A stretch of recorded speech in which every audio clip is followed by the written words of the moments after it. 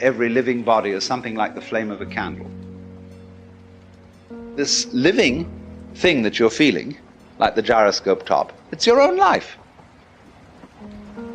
Because you can see very simply that you would not understand the experience that you call voluntary action and decision, being in control and being in yourself, unless in opposition to that there was something else. You couldn't realize self and control and will unless there was something other, out of control, and instead of will, won't. It's hard to believe when people are living unwanted things. It's hard to believe that they have been given free will and that their choices are being honored, because it's hard to believe that someone would choose something unspeakable or unthinkable or horrific or horrendous. It's hard to believe that. People don't realize that they're making those choices, so it feels like it's something that's being done to them. And the reason that they don't believe that they're making those choices is because not one of you, or it would be a rare few of you, would acknowledge that I would do, or anyone would do, these unspeakable things to myself. So it makes you believe that there must be some other factor involved.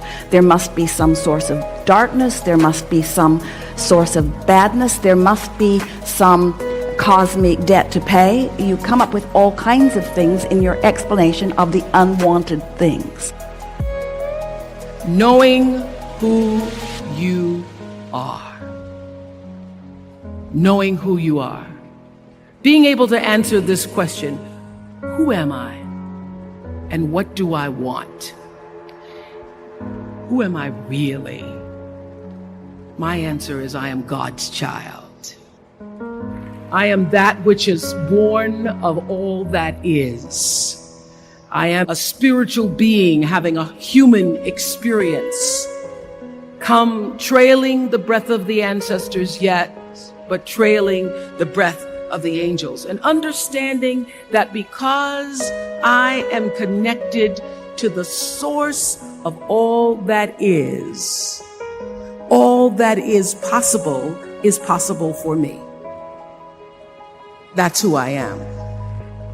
And that each and every one of us, when we close our mind to what is possible for us or what is possible for humanity, closes off the genius that resides and lives in each and every one of us. Having an open mind, it means opening yourself up to the potentiality and the possibility that anything and everything is possible. So having a mind that is open to everything and attached to nothing really means finding within ourselves the ability to get rid of a trait that I find so common in the contemporary world. And what do I want? I don't want to just be successful in the world. I don't want to just make a mark or have a legacy. The answer to that question for me is I want to fulfill the highest, truest expression of myself as a human being. I want to fulfill the promise that the Creator dreamed when He dreamed the cells that made up me. What do I want? You must have some kind of vision for your life. Even if you don't know the plan, you have to have a direction in which you choose to go. What I've learned is that's a great metaphor for life. You want to be in the driver's seat of your own life, because if you're not, life will drive you.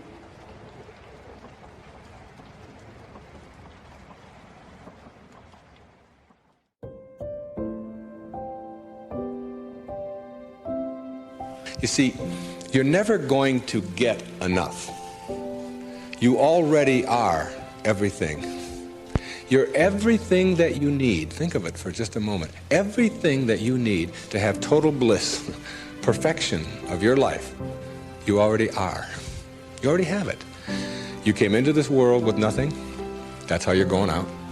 And the time that you have here, what you have is your uniqueness, your specialness, and you don't need anything else. Now think on this. If you don't know how to appreciate what you have and where you are in your life, you don't need anything else. Because if you do get something else, you won't know how to appreciate that either. You'll just want more. Or you'll want it to be different. Or you'll want it to be the way it used to be. Or you'll want someone else to be the way you think they should be. Successful people or no-limit people or self-actualizing people or inner-directed people, whatever labels that have been put on them by great thinkers and philosophers and therapists and people that have looked at human beings, these kinds of people are people who always have enough. There are some people who can handle anything, not because their circumstances are different. You see, your circumstances have very little to do with your fulfillment in life. Very little. It's how you're approaching your circumstances. It's your attitude towards your circumstances that make all the difference in the world. And taking what you are and accepting it. No-limit people are human beings who take what they are and accept it. And don't tell themselves that somehow they're deficient because of anything about themselves. This is a very crucial concept for me and for virtually all of us. It's this idea of taking your life in your own hands and being the kind of person that you choose to be, and understanding that everything that comes your way is an opportunity, is a blessing. And it wasn't until I learned how to celebrate virtually everything that came my way that I was able to transcend it. You see, everything that was given to us by God, whatever that is perfect. No one can deny the mountains are perfect and the rivers are perfect and the birds are perfect and the hippopotamuses are perfect and so on. This is just what was given to us. Everything else that you have on our planet, that we have on our planet, comes about as a result of thinking. Thinking. Thought makes it so.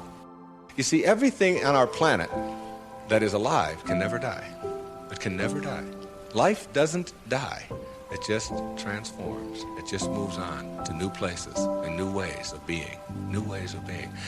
And the way of being that is the most transcendent of all is this way that comes from seeing yourself as love and only having that to give away.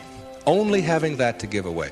Let's say I were to stand up here in front of you and just visualize for a moment that I have an orange. And I take this orange and I squeeze it as hard as I can squeeze it, okay? What's going to come out? Juice. What kind of juice? Orange juice. Apple juice, any chance? Once in a while? Come on, now and then. A little mango juice come out of an orange once in a while? No mistakes, right? Never, no matter what. Next question. Everybody passes. These are easy, okay? Why, when you squeeze an orange, as hard as you can squeeze it, does orange juice come out? Because that's, not because it's an orange, because that's what's inside, isn't it? On our planet, when you squeeze something, what comes out of it is what's inside. Not too difficult, all right? Does it matter if your mother squeezes the orange? Does it matter what instrument she uses? Does it matter if you just had your period and then you squeeze an orange? Does it matter if your boss squeezes it? How about if your kids do it? Your kids squeeze an orange. Does it matter? Does it matter what time of day? Suppose they do it at noon, all right? How about at 4 in the morning? Does that matter? Whenever you squeeze an orange, the only thing you get out is what's inside, right? No arguments. Same thing works for you. Same principle works for you. It's a principle of the universe, all right? Someone squeezes you. That is, someone puts pressure on you. Someone says things about you that you don't like. Someone puts tension on you, whatever. Your boss says something to you that you don't like. And out of you comes anger. And out of you comes hatred. And out of you comes fear. Or out of you comes stress. Or out of you comes tension. Why? Is it because of your boss and the way they squeeze you? Never. Is it because of your mother? I mean, she really can be a pain sometimes, right? Is it because of your children? No. What comes out of you always when someone squeezes you is what's inside. This is the vital principle of being a no-limit person. It's so crucial to get this and understand that if you have any hatred in your heart for anyone in this world, or any anger or any fear or any of those things, it has nothing to do with the rest of the world. It only has to do with what you put inside. Now, how does what gets inside of you get there?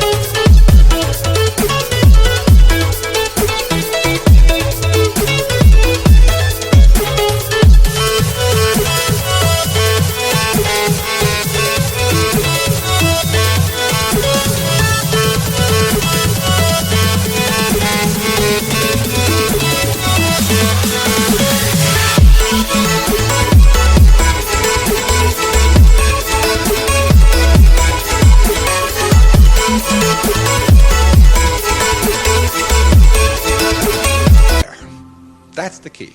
How does it get there? As you think. Only as you think. You see, there's no anger in the world. There's no stress in the world. There's no tension. It's perfect. We've already established. It's perfect place. It works just fine. It's all flowing the way it's supposed to flow. The evidence for it is, it is. That's all the evidence you need.